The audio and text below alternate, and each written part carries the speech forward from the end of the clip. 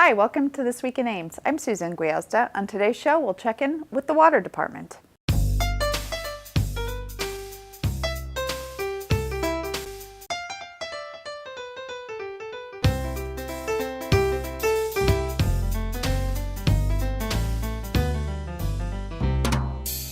My guest today is Dave Blumer, Water Meter Supervisor with the Water and Pollution Control Department. Dave, welcome to the show. Thank you for having me. So you've been an employee of the City of Ames for quite some time. Tell me a little bit about your job.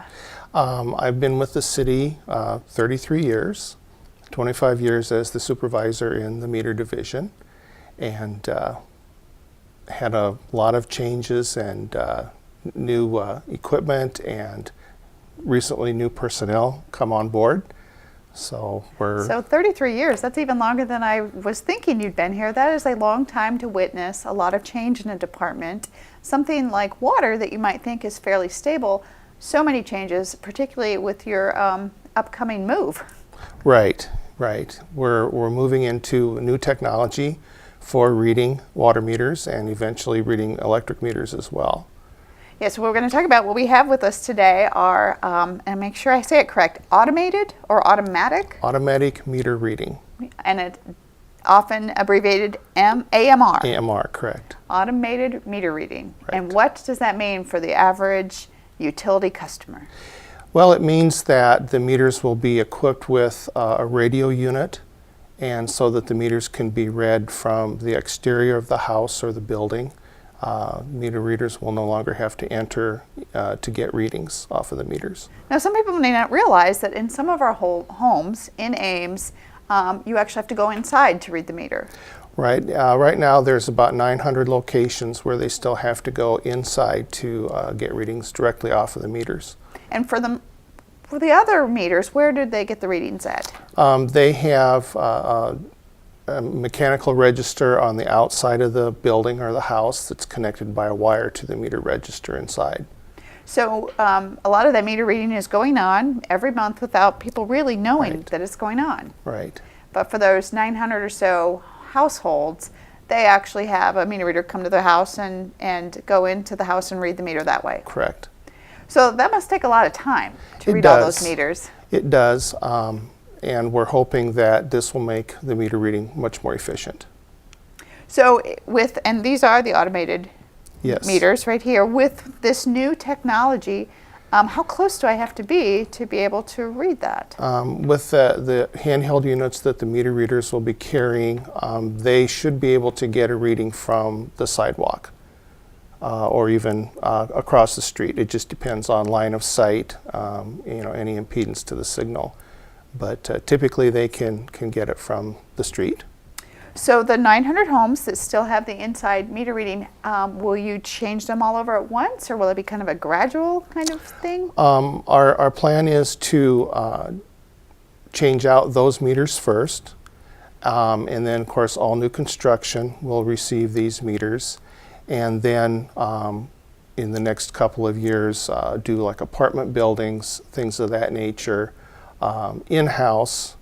Eventually we will probably go to a contract installation with an outside contractor just to keep the project moving along. So ultimately the goal would be that every meter in Ames would be readable this way? Yes. Yeah. Our goal is to have it done in 7 years. How many meters are there in the community? Right now we're at about 19,000. And those are read every month? Yes. Plus an additional about 26,000 electric meters that the meter readers read every 30 days. So you must have an army of meter readers that are out there collecting this information. Actually, no. They have 4 meter readers that read roughly 40,000 meters every month. That's pretty amazing. It They is. must log a lot of miles. They do. They do. And so as we move to a more automated system, will there be some cost efficiencies? We're hoping that as the city grows and expands, we can read more meters with the same number of meter readers and not have to add additional staff for that. So what if I'm concerned about accuracy? Have we noticed any concerns with these meters versus the other meters? The meter itself is the same meters we've been using for many years. Those are tried and tested with us, and we know that they're long-term accuracy is very, very good. And the electronic part of it, the particular company that we're working with has been building these units for about 20 years. And they have a good track record of having very high accuracy and reliability. So I've been by your office and I've seen these things kind of taken apart. You do a lot of the repair in-house. We do some in-house. We haven't for several years just because it was more cost-effective to buy a new meter than rebuild, but we're hoping that we can get back into the rebuilding side of it. So I have to admit, as a homeowner, I'm not exactly sure where that is in my house. Where would I find it? Typically, it's going to be, if you have a basement, where the area where your furnace and water heater would be. If you don't have a basement, maybe in a utility closet or a furnace closet, something like that. And what exactly it says on here is exactly what it should be replicating on the outside of the house as well. Yes, yeah. And every month somebody's coming around and recording that, and that's how I get my bill. Correct. Now they're doing the water and electric at the same time? For these first 900 or so, yes, they're going to convert the electric for the same reason, so the meter readers don't have to go inside. And are they going inside right now to read electric separately as well? They read the water and the electric, yes, at the same time. And do they have to go in the house to do that for electric? Yes. Okay. So some of these homes, do you know why they were built homes that way?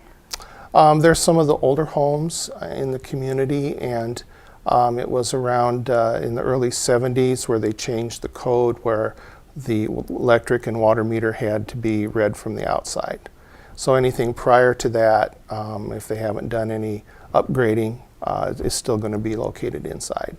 Now I know I lived in a city before, I lived in Ames, and I would get a little postcard in the mail with all the dials on it, and I was told to go down and read my meter myself, which seemed to be kind of a strange way to read the meters, because at some point they had to send somebody out to verify the numbers anyway. Yeah, and we do have a few customers that still do that.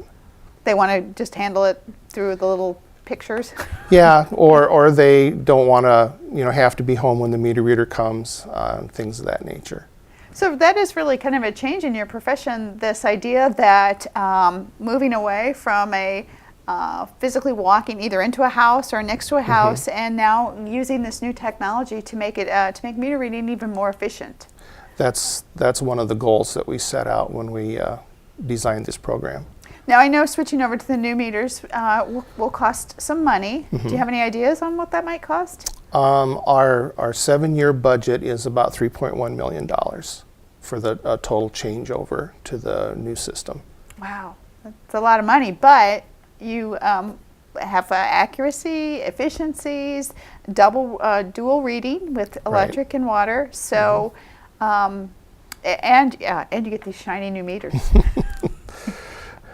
Wow, that's very exciting. It is. There's always exciting things going on at the water plant. We had a guest with us not that long ago, your coworker, Chris Evans, talking about the new water plant coming online.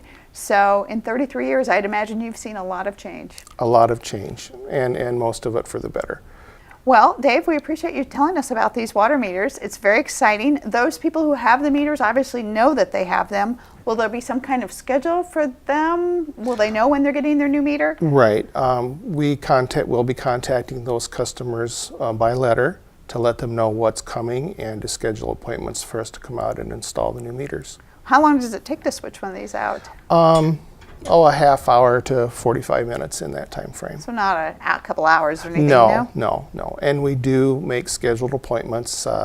We don't do like the cable company and say we'll be there between 8 and 5. So not only do you make scheduled appointments, you get there on time, and I read the comments, often early. Yes, that's one of the things that we strive for with our customer service.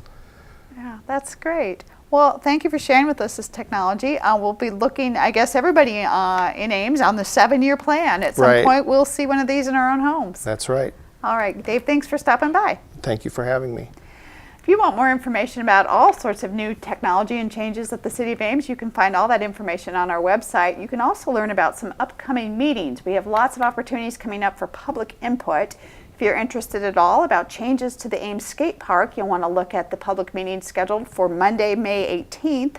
Also, we have community development block grant input sessions scheduled And coming up in the end of May and into June, we'll have input sessions scheduled for an indoor recreational aquatic center. We'll get some more input on that, on what your choices are on an indoor aquatic center. Again, look at our website for that information, cityofames.org. Well, that's our show for today. Thanks for watching, and tune in next week for This Week in Ames.